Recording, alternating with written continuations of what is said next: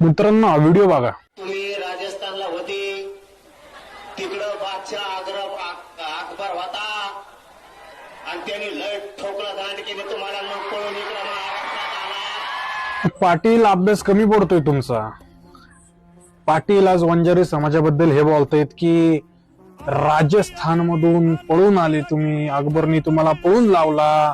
तर मी पाटलांना आदरपूर्वक सांगू इच्छितो, तो त्याला तुम्ही बादशाह म्हणू शकत नाही, तो काय अकबर, त्याला ना आमच्या बापानं हिंदू सूर्य महाराणा प्रतापजी यांनी 100 वेळा ठोकलेला आहे। आयुष्यात हा अकबर नावाचा बादशाह एकदाही माझ्या बापाच्या समोर आला नाही, आमच्या राजाच्या समोर आला नाही। आज तुम्ही वंजारी समाजाबद्दल जे बोलताय ना की पळून आलो, आता तुम्हाला सांगतो, हिंदू सूर्य महाराणा प्रतापांच्या सैन्यात एसटी, एससी, ओबीसी सारख्या भरपूर जाती होत्या। जवळजवळ राजपूत कमी तर बाकी हिंदू जाती हिंदू सूर्य महाराणा प्रतापांच्या सेनेत लढत होती।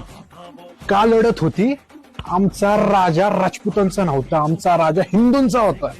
आणि आमच्या राजाने ना त्या अकबरला, तो अकबर म्हणता ना तुम्ही, तो अकबर एकाही युद्धात आमच्या समोर आलेला नाही, ना हल्दी घाटी, चावण, दिवेर, उदयपूर, कुठल्याही युद्धात हा अकबर हिंदू सूर्य महाराणा प्रतापांशी लढलेला नाहीये। आणि दुसरी गोष्ट, तुम्ही महाराष्ट्रात पळून आला तर त्या गोष्टीला मी उद्देशून सांगतो, महाराष्ट्रात कोण पळून आलेलं नाही, ना बंजारी, ना राजपूत, ना इतर राणाजींच्या सैन्यात असलेल्या कुठल्याही जाती पळून आलेल्या नाही। का आल्या? व्यापारासाठी आल्या।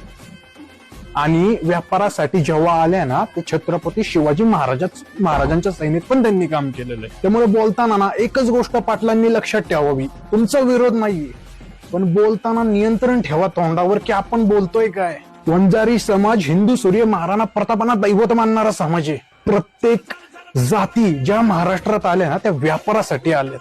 हिंदू सूर्य महाराणा प्रतापांच्या निधनानंतर सर्व जाती या हळूहळू महाराष्ट्रात आल्या। याचा एकदा अभ्यास करा आणि तुम्हीच याच्यावर प्रत्युत्तर द्या।